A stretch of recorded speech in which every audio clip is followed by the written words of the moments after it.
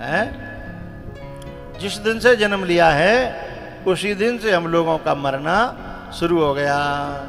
कोई 20% मर गए हैं, कोई 40% मर गए, कोई 60% हैं।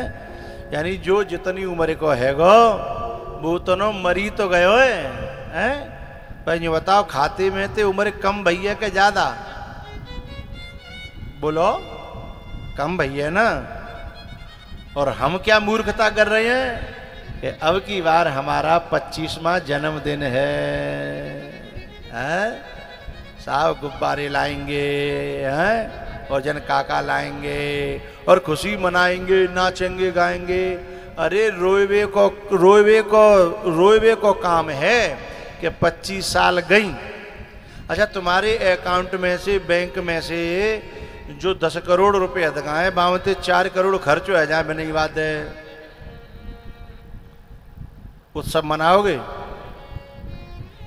अरे बे तो कागज के टुकड़ाए, ये सांस तो बड़ी अमूल्य है और ये खर्च हो गई और हम क्या कह रहे हैं?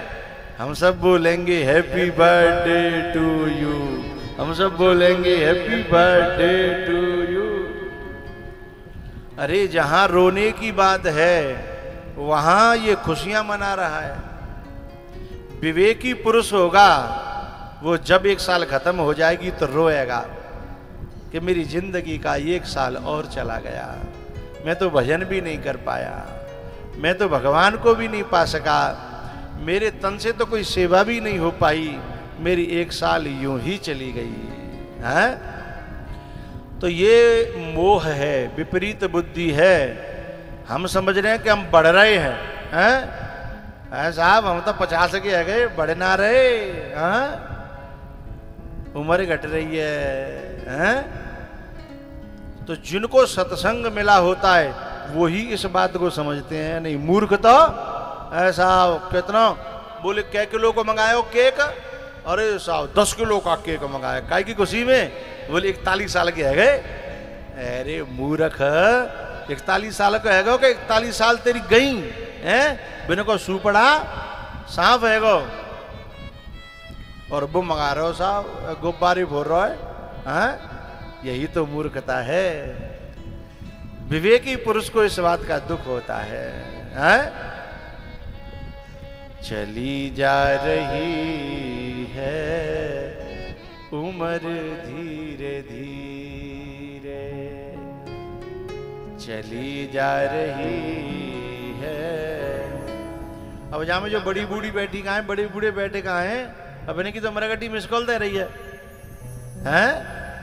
मरगट में थे मिस कॉल आ रही है कि तैयारी कर लो, यहीं आना है, यहीं आना है, जल्दी तैयारी कर लो, हैं?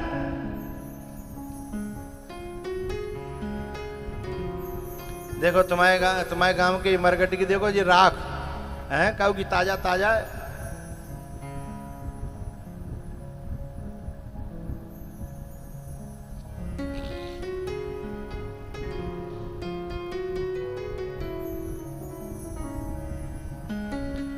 और जो 80 के ऊपर चले गए कहा बिन को कहा है कबो पुआ है सकता है गरम गरम। अच्छा लोग तो बिना पुआ समझते हैं कि पुआ तैयार है, जो ना कहते कि बड़ो बूढ़ो है ना, पुआ है साहब। और जितना बड़ो आदमी होगो उतना ही मन को नाप लेता है कि जी कम से कम भाई 50 मन को तो बाबा है, 50 मन के पुआ तो होंगे। चली जा रही है उम्र धीरे धीरे, चली जा रही है उम्र धीरे धीरे।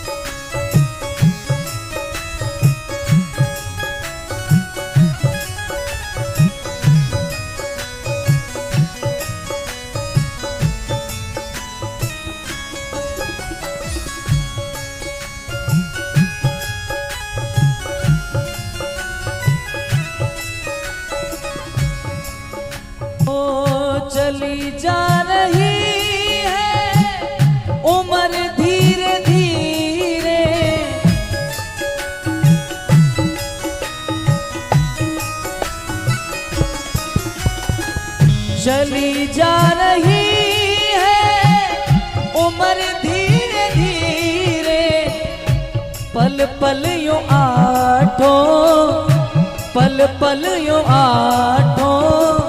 प्रहर धीरे धीरे, चली जा रही है उम्र धीरे धीरे।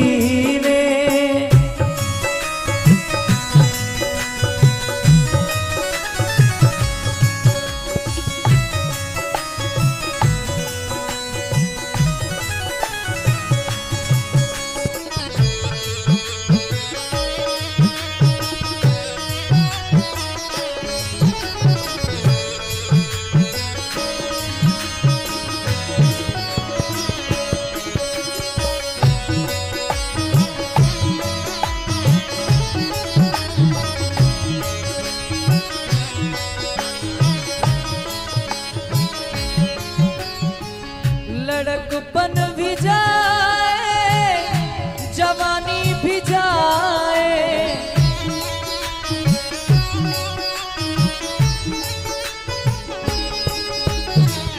लड़कपन भी जाए, जवानी भी जाए, बुढ़ापे का होगा असर धीरे धीरे, चली जा रही है उम्र धीरे धीरे।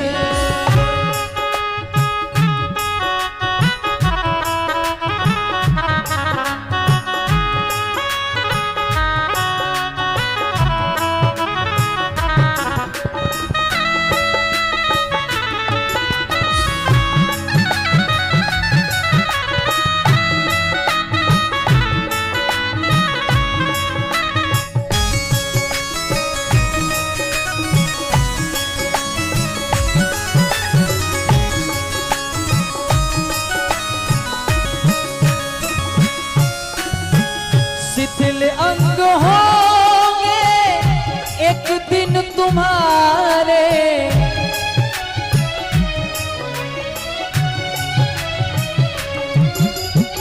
शिथिल अंग होंगे एक दिन तुम्हारे,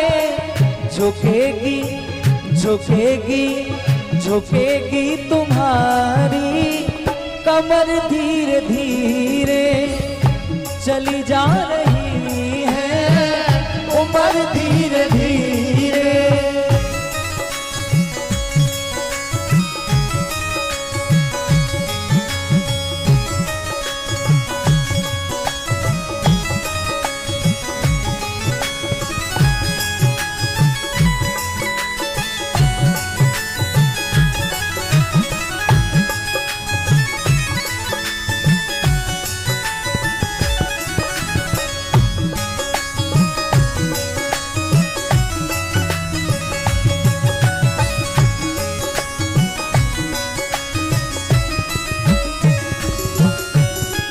बुराई से अपने मन को हटा ले,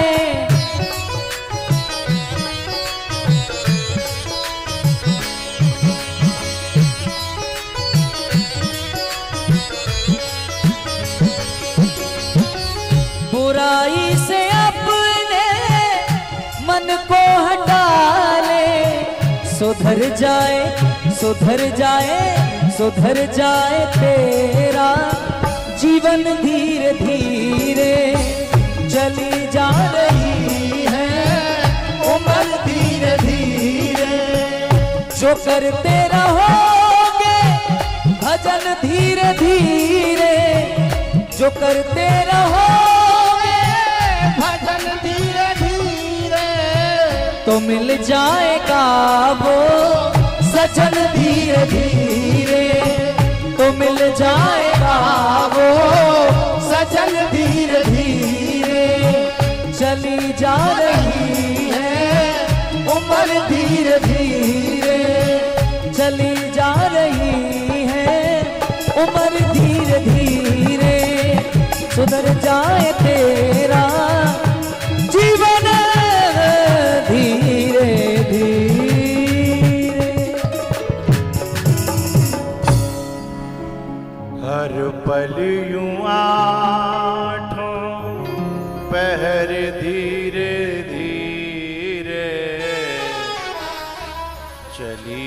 जा रही है उम्र धीरे धीरे, चली जा रही है उम्र धीरे धीरे।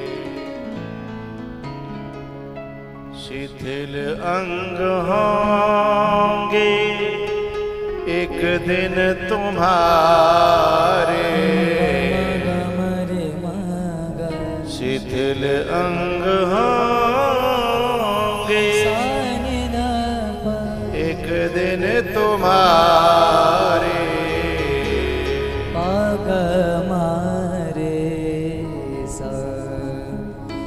झुकेगी तुम्हारी कमर धीरे धीरे, सरे सधनी रे, झुकेगी तुम्हारी कमर धीरे धीरे।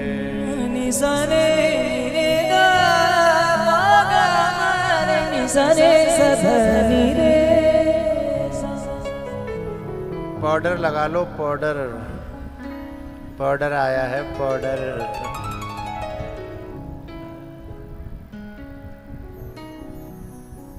निकलेगा जी। झुकी जा रही है कमर धीरे धीरे। परीक्षित जी महाराज ने इसलिए ऐसा प्रश्न किया, ये नहीं कहा कि मैं मरूंगा ना, जो जीव निरंतर मर रहा है, उसे अपने कल्याण के लिए क्या करना चाहिए। सुखदेव जी बड़े खुश हुए कि हे राजन, तुमने बहुत अच्छा प्रश्न किया है, बहुत ही अच्छा। कृतो लोक हितम नृप, ये जो है प्रश्न सारे लोक का हित करने वाला है। लोक हितम कृतः, सारे संसार का कल्याण करेगा। उसके बाद सुखदेव जी ने ये बताया कि व्यक्ति को सबसे पहले अपने आसन को जीतना चाहिए, इंद्रियों को जीतना चाहिए, आसक्ति को जीतना चाहिए। अब आसन को जीतने की बात में तो ऐसा बताया जाता है कि जो व्यक्ति 3 घंटा 36 मिनट तक एक आसन से बिना हिले डुले बैठ लेगा, उसका आसन सिद्ध हो जाता है।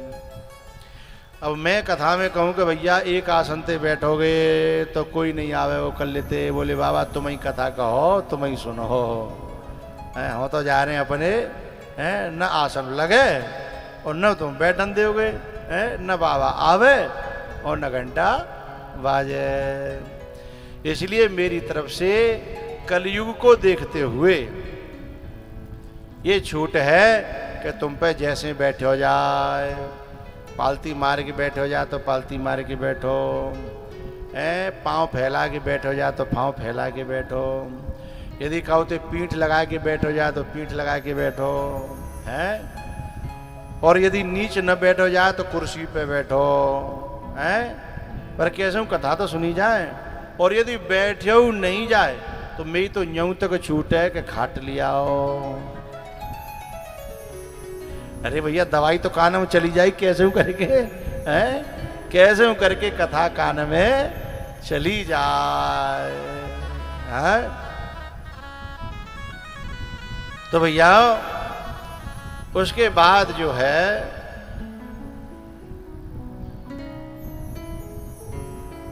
सुखदेव जी महाराज ने कहा, परीक्षित तुम्हारे खानदान में तुम्हारे पर बाबा ने एक बार ऐसे ही तुम्हारी तरह घर परिवार को छोड़ करके कथा का श्रवण किया था।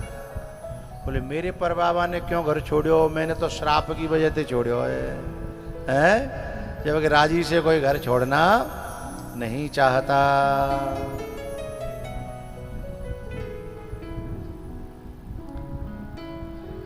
तब जो है सुखदेव जी महाराज ने बताया कि तुम्हारे बाबा थे अर्जुन और अर्जुन के काका थे विदुर। तो विदुर जी महाराज ने भी ऐसे ही घर परिवार को छोड़ करके कथा का श्रवण किया था।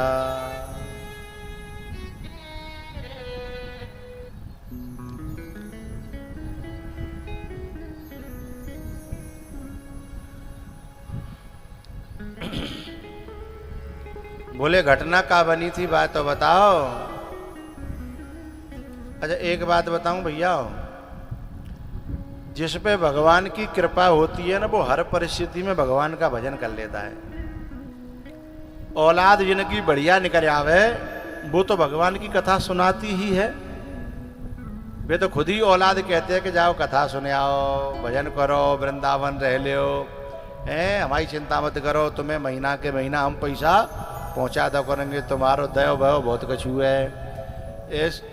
ऐसी अच्छी सुलक्षणी औलाद मिल जाए तो भगवान की कृपा समझना। लेकिन यदि कुलक्षणी औलाद मिल जाए बुरी, जिनकी वजह से तुम्हारो घर में मन न लगे है, तो भगवान की कृपा समझना। क्योंकि कम से कम जिनके सहारे थे घर में मन ना लग रहा तो कहूँ कथा में तो चले जाएंगे, मां मन लगेगा है। दो तरह से भगवान की कृपा समझना। खराब औलाद मिलती है तो संसार से वैराग्य होता है, दुनिया से वैराग्य होता है, घर से भी वैराग्य होता है? क्योंकि वे अपनी करनी में कसर छोड़त ना और हम पे अपनी आंखें देखो जातो ना है। तो फिर आदमी सोचो चलो साहब कथा चल रही है हनुमान टेकरी पे, अरे कछु तो मन बहलेगा, भगवान की भक्ति होगी, जब औलाद के लिए तो कर करके मर गए तो जिनके भले हतना है तो जाते तो भगवान को भजन ही कर ले हैं।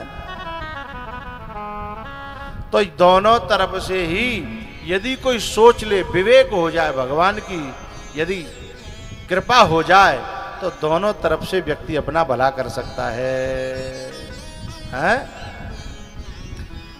तो जो विदुर जी महाराज थे ना, उनके जो भतीजे थे वे बहुत खराब निकल आए, दुर्योधन वगैरह। तो बिन नहीं घर छुड़वाए दो हैं। पर हम भी इतने बेशरम हैं कि राजी बाजी ते का बहुत पांव खंगा के रागत है? छोटी मोटी बात न पे घर छोड़त हो रही है? वो तो जब कैसों कितों को पांव टेक हुए न मिले हैं तब जाकर के कहीं सोचते हैं कि अब चलें वृंदावन। मेरी तो प्रार्थना ये है भैया कि समझदारी इसमें है कि अपने हाथ पांव चलते चलते कऊ तीर्थ में कऊ संत के आश्रम पे कोई एक आध कमरा बनवा लेना चाहिए कि कबू यहाँ बुढ़ापे में औलाद ने कदर न समझी तो कम से कम बुढ़ापा कट जाए भगवान के तीर्थ में, भगवान की शरण में है। लेकिन जेव तुमने चलते हाथ पांव कर लो तो कर पाओगे, यदि हाथ पांव शीतल है गए। मैं क्या बात बताऊं आपको, हमारे देश में जो बड़ा बूढ़ा हॉस्पिटल में पहुंच जाता है उसका ही कमाया हुआ करोड़ों का धन वो छोड़ रहा है, लेकिन उसकी ही बीमारी पे खर्च करना है कि नहीं करना वो डिसाइड नहीं करता है। उसकी औलाद डिसाइड करती है, कन्फर्म करती है कि अब खर्च करनो है के ना करनो, या मरण देनो है कि जा कोई इलाज करवानो है। जाने कमायो का हो वो ही निर्णय ना कर पा रहा हो, बाकी चली ना रही। और डॉक्टर मरीज से नहीं पूछते हैं, डॉक्टर उनके जो केयर होते हैं, केयर करने वाले हैं, उनसे पूछते हैं बताओ बाप को क्या करना है। वैसे वो ज्यादा दना को हतना है? तुम कहो तो अच्छा इलाज करें, नहीं तो चलन दे गाड़ी, ढरकन दे, 2-4 दिन ढरक जाते तो नहीं है। और वो जो है सांस गिन रहा हुआ ये कहता है कैसे हूँ भगवान मोई बचा ले। कष्ट हो रहा है ना, लेकिन औलाद कह रही है नेकाद कष्ट होगा तो डोकरा, अब कुछ होना तो उतना जामे दे, पैसा और बर्बाद करो है। तो जिसका धन था उसका निर्णय फिर वो नहीं करता, उसका निर्णय करने वाले कोई और ही होते हैं। इससे तो बढ़िया है यदि अपने तीर्थ में कुछ हिस्सा लगा लिया जाता और बुढ़ापे में वहीं भगवान की भक्ति होती तो ज्यादा समझदारी थी। और भैया हम तो कचुदना के लिए बांग देवे आए हैं, फिर तुम्हारी राजी है, हैं?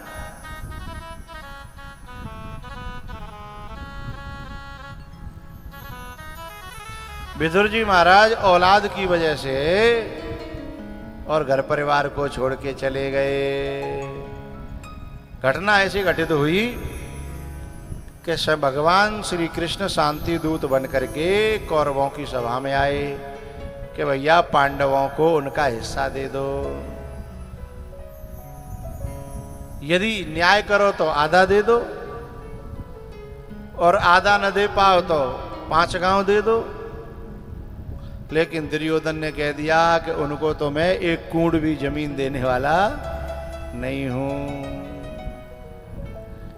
भगवान बोले ठीक है भैया तुम्हारी राजी हम जा रहे हैं, बिन तो कह देंगे, फिर बिन पे ले जाएगी तो ले लेंगे, हैं? हम तो जाके कह देंगे, हम तो दूत हैं, उधर की इधर कह दई, अब इधर की उधर कह देंगे जाकर के। लेकिन जब भगवान चलन लगे तो शकुनी ने इशारा करो दुर्योधन ते कि ये बहुत बड़ा ताकतवर व्यक्ति है, यदि हो सके तो जाए अपनी ओर करने की कोशिश कर। बोले अपनी ओर कैसे करें? बोले कचू खवाए प्याए के। सो दुर्योधन ने कपड़ा पकड़ करके भगवान का और कहा केशव आप तो अतिथि हो ना, सबके हो आप, तो आप आए हो तो हमारे यहाँ भोजन स्वीकार करो। भगवान ने कहा दुर्योधन तेरे जैसे के यहाँ भोजन तो दूर रहा, मैं पानी भी पीने वाला है, क्योंकि तेरे यहाँ का किया हुआ भोजन जन कितनों महंगो पच जाए, हैं? जन का करनो पच जाए कोई भरोसा है? तेरे यहाँ 2 व्यक्तियों ने भोजन कर लिया था, उनकी जिंदगी मौत में बदल गई है।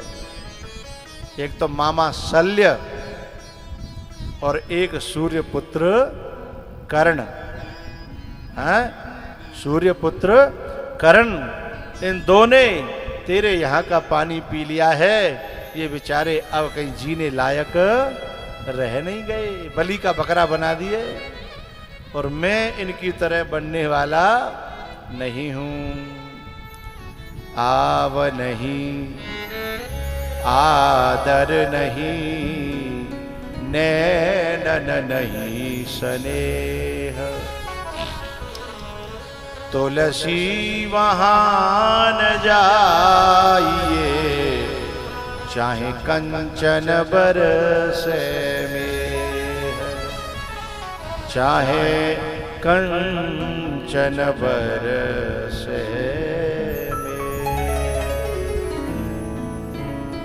उसी सभा में दुर्योधन का 56 भोग ठुकरा दिया और याद करी अपने काका विदुर की। भगवान ने कहा मेरे काका विदुर हैं क्या?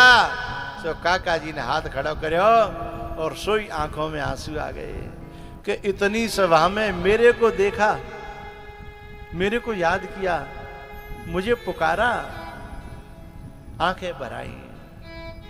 गोविंद क्या आदेश है बताओ? अच्छा जिनके हृदय भरे रहते हैं ना भक्ति से और प्रेम से, उनकी आंखें बहुत जल्दी भर आती हैं, क्योंकि वो भीतर से भरे हैं, यानी कब छलक जाएं। विदुर जी तो भक्ति से भरे ही रहते थे हर समय कि आपने दुर्योधन का भोजन ठुकराया और मुझे याद किया। बोले काका केवल याद ही नहीं किया, मुझे आपके घर चलना है और मुझे आपके आंगन में बैठ कर के प्रसाद पाना है। तो रो पड़े काका विदुर, मेरे घर में? हाँ, क्योंकि भाव का भूखा हूं मैं, यहां अहंकार की बदबू है, लेकिन मेरी काकी के यहां भाव के मीठे मीठे तंदुल हैं, फल हैं, आहार है। काका मुझे तुम्हारे यहां प्रसाद पाना है। अब कल्पना कीजिए कोई छोटा मोटा मंत्री आ जाए हैं और कहो बड़े आदमी को ठुकरा के और कहो कोई झोपड़ी में जाके कहे काका ए काकी, क्या हालत होगी? और वो तो तीनों लोकों का मालिक, तीनों लोकों का मालिक। भैयाओ, जैसे ही काका जी को कहा, आंखें भराई, बोले प्रभु आपका स्वागत है, बहुत दिनों से इंतजार था कि आप जरूर आओगे, क्योंकि आप दीन बंधु हो, आप दीन वत्सल हो। और फिर गोस्वामी जी ने एक बड़ी प्यारी बात कही है, राम सदा सेवक रुचि राखी, राम सदा, राम सदा सेवक रुचि राखी, वेद पुराण सुमृति सब साखी, राम सदा सेवक रुचि राखी।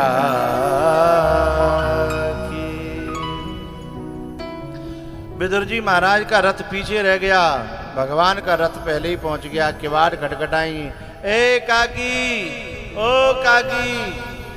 अब काकी ने पहलो लोटा डारे ही तो भाई नहावे के लिए। अब का करे, नहावो छोड़े तो परेशानी, और यदि सोचे कि पूरी नहा के तब खोलूं तो कहीं भगवान लौट न जाए, है आगे कुआ और पीछे खाई, और दोनों तरफ से आफत आई। का करे काकी बेचारी। फिर दोबारा आवाज आई, अरे काकी किवाड़ खोले तो हम रुके और नहीं तो अपने घर जाएं, हैं। तब बाने सोची के नहावो धोवो छोड़ो, जे जैसे ही तैसे ही उठे धावहीं, जे जैसे ही। विदुरानी उन्हीं गीले कपड़ों में दौड़ पड़ी, लेकिन बीच में सोच रही कि कछू बैठे हुए की तैयारी तो कर दूं, कछू बिछाए दूं। लेकिन फिर आवाज आई, काकी। तब विदुरानी ने सोचा कि अब सब छोड़ो, होगी सो देखी जाएगी, सबसे पहले खोलो किवाड़। और जैसे किवाड़ खोली, कितना पुराना चिंतन, कितनी पुरानी कथाएं सुनी थी, जिनके बारे में आज वो आंखों के सामने खड़े थे। रो पड़ी है विदुरानी। को कछु कहे न, को कछु पूछा, को कछु कहे न, को कछु पूछा, प्रेम भरा मन जगत छूचा।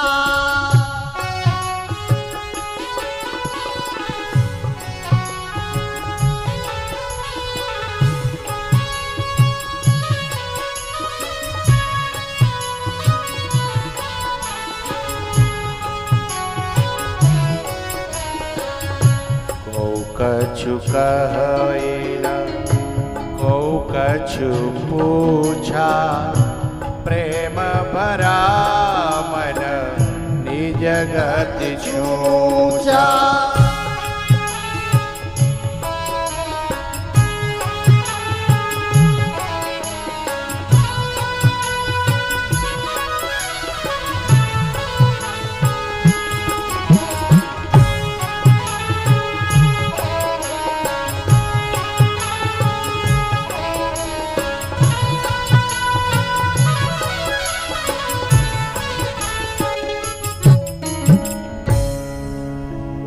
कछु कहे न, को कछु पूछा, प्रेम भरा मन निज गति छूचा। प्रेम भरा मन निज गति छूचा। विदुरानी रो रही है, आंखों से अश्रुपात हो रहा है, भगवान के दर्शन कर रही है। काफी देर हो गई, कोई बोला चाली नहीं। तब भगवान ने कहा काकी अब भीतर तो ले चल। तब होश आयो, चलो अंदर आ जाओ। अंदर लेके आई आंगन में, फिर खड़े करके देखने लगी, होश तो है नहीं। फिर भगवान ने कहा कि कछु बैठवे के लिए कछु लावेगी कि हम ठाड़े ही रहे हैं। फिर होश आयो तो अंदर से पीढ़ा निकाल के लाई। पीढ़ा तो माताएं जानती होंगी हैं, जहाँ पे बैठ के हमारी बड़ी बूढ़ी माताएं पहले चाकी चलाया करती थी हैं। जेवरी को बुन्यो भयो, निवार को बुन्यो भयो हैं। तो पीढ़ा लेके आई, लेकिन होश है नहीं। सो पीढ़ा बिछाए दो उल्टो, पाए ऊपर और जेवरी नीचे है। होश हो तो अलग बात है, होश तो है ही नहीं ना। लेकिन भगवान यदि कोई यहाँ को होतो ना अम्बापुर सा को हैं, तो रूट के आ जा दो। हाँ, उल्टी खाट हमारे लिए, उल्टी उल्टो पीड़ा हैं। लेकिन भगवान थे ना, वो समझ रहे थे कि इस बेचारी को होश नहीं है। भाव के कारण, भक्ति के कारण होश नहीं है, इसलिए उल्टे पीड़ा पे बैठ गए और बड़े खुशी हो के बैठे। और एक बात और बोले, काकी तू कितनी अच्छी है, तेने पीड़ा जा तरीका ते बिछायो है कि कम से कम कौनी है टेकवे के लिए पायो तो है गो है, पाए पे कौनी टिक जाएगी। तो सोचो भगवान का भाव, ये यथा माम प्रपद्यन्ते तांस तथैव भजाम्य हम। भगवान कहते हैं तेरा भाव हो तो मैं खिंचा चला आता हूं। इसलिए तो दुर्योधन का 56 भोग त्याग के आ गए।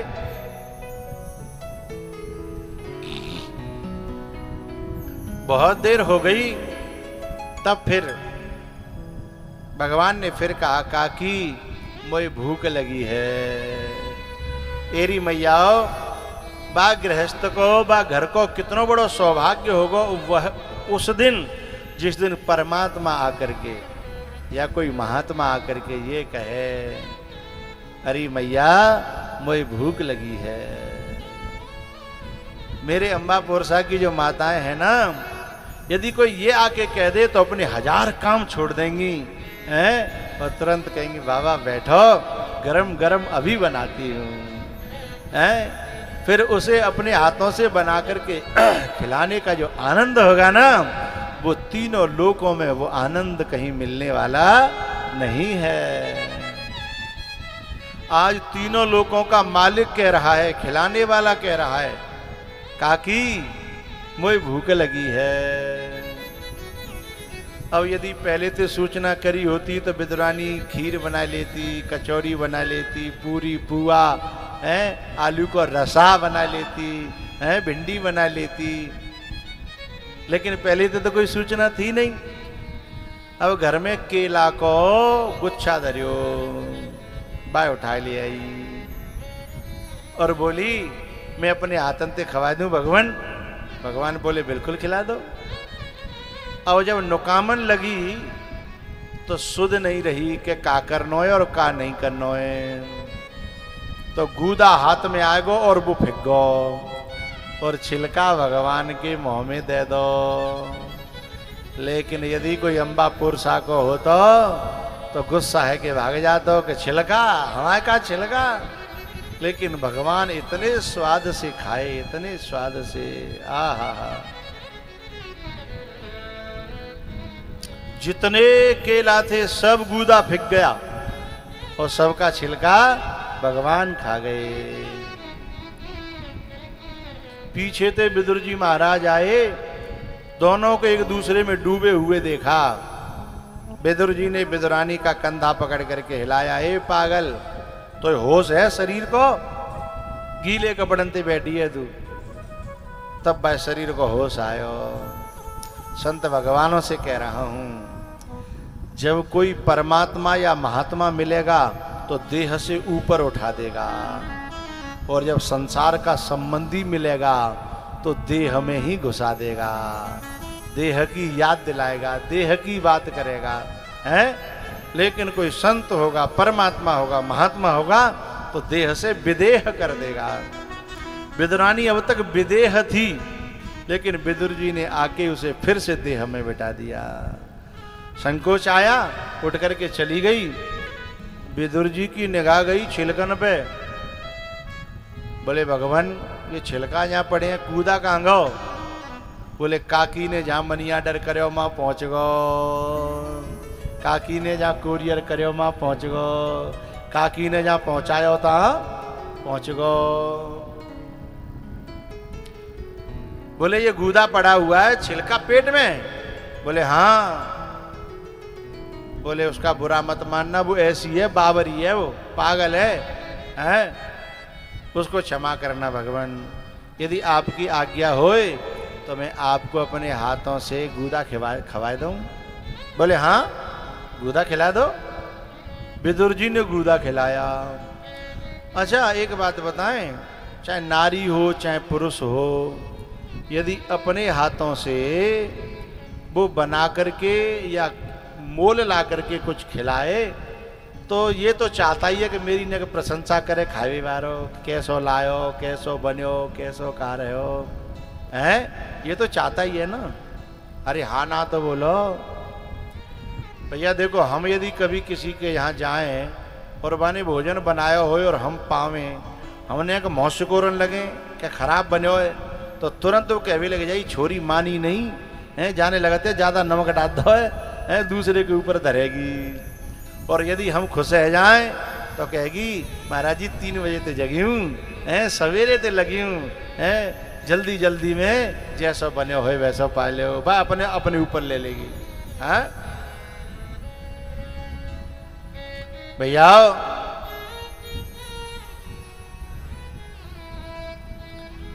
संत भगवान तो यहाँ आ जाएं, आगे संतों के लिए इधर है, संत भगवानों को इधर ले आओ।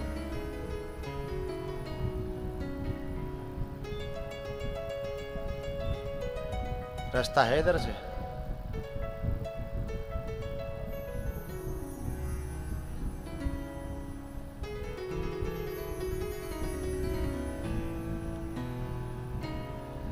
अब विदुर जी महाराज ने जब गूदा खिलाया तो पता है विदुर जी बार बार सोच रहे कि अब भगवान कहेंगे बड़ो स्वाद आयो, बड़ो स्वाद आयो, बड़ो स्वाद आयो, सोच रहे बेर बेर अब कहेंगे, अब कहेंगे।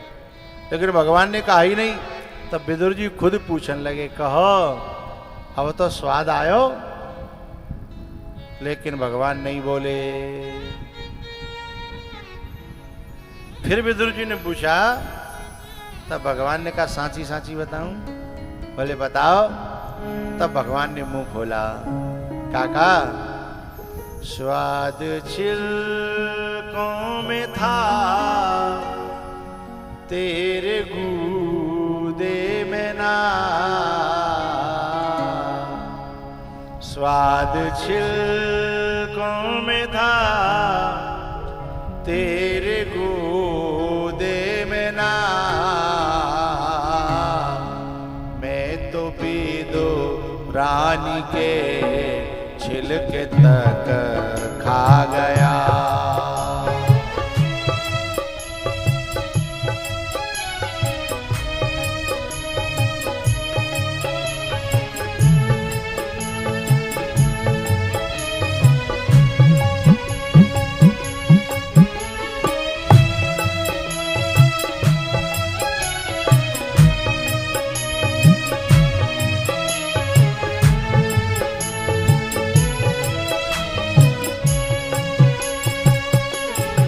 स्वाद छिलकों में था तेरे गोदे में ना, स्वाद छिलकों में था तेरे गोदे में ना, मैं तो बेदो रानी के छिलके तक खा गया, मैं तो बेदो रानी के छिलके तक खा गया। चतुराई जिसने की उसको मैं ना मिला, उसको मैं ना मिला। भीलनी का मुझे भोलापन भा गया। भीलनी का मुझे भोलापन भा गया।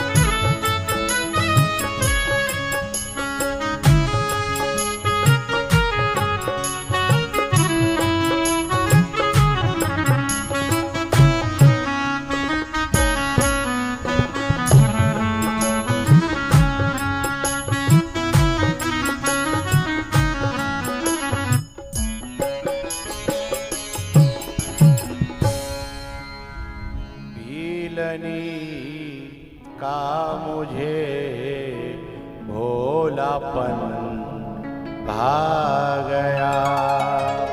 भीलनी का मुझे भोलापन भा गया।